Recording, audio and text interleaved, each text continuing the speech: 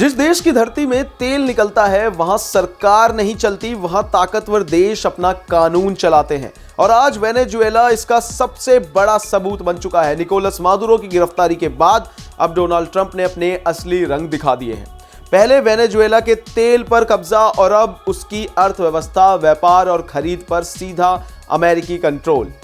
आपको बताते हैं विस्तार से। नमस्कार, मैं हूं अनुराग पांडे और स्वागत करते हैं आप सभी का भारत एक्सप्रेस पर। दरअसल ट्रंप ने खुले तौर पर ऐलान कर दिया है कि वेनेजुएला अब अपने नए ऑयल डील से मिलने वाले पैसों से सिर्फ और सिर्फ अमेरिका से बने प्रोडक्ट ही खरीदेगा। यानी वेनेजुएला की जनता क्या खरीदेगी, कैसे खरीदेगी और किससे खरीदेगी, यह सब अब अमेरिका तय करेगा। जी हां, डोनाल्ड ट्रंप ने सोशल मीडिया प्लेटफॉर्म पर पोस्ट कर कहा कि उन्हें अभी यह जानकारी मिली है कि वेनेजुएला अमेरिका के साथ हुए नए तेल समझौते के तहत अब केवल अमेरिकी उत्पादों की ही खरीद करेगा।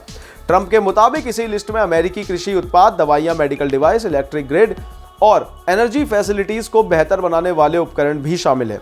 ट्रंप ने इसे दोनों देशों के लिए बेहद फायदेमंद बताया और कहा कि वेनेजुएला ने अमेरिका को अपना प्रमुख बिजनेस पार्टनर बनाकर साझेदारी दिखाई है। लेकिन हकीकत यह है कि यह साझेदारी कम और मजबूरी ज्यादा दिख रही है, जिसमें वेनेजुएला के पास लगभग कोई विकल्प नहीं बचे, सब खत्म हो चुके हैं। बता दें कि तेल को लेकर ट्रंप का रवैया और भी चौंकाने वाला है। जी हां, इससे पहले ट्रंप ने बयान दिया था कि वेनेजुएला की अंतरिम अथॉरिटी अब 30 से 50 मिलियन बैरल हाई क्वालिटी तेल अमेरिका को सौंपेगी।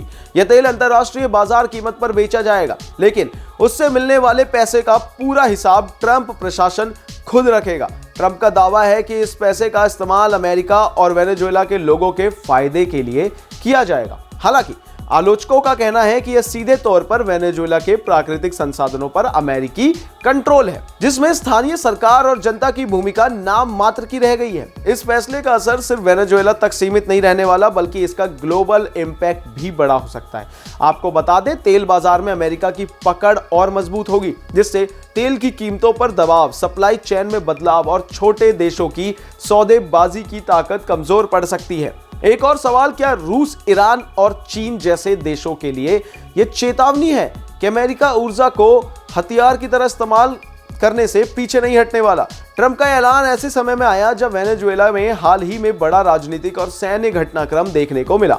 आपको बता दें, 3 जनवरी 2026 को अमेरिकी सेना ने ऑपरेशन चलाकर राष्ट्रपति निकोलस मादुरो और उनकी पत्नी को गिरफ्तार किया। इसके बाद से ही अमेरिका वेनेजुएला की तेल नीति, व्यापार और सुरक्षा से जुड़े फैसलों में खुलकर दखल दे रहा है।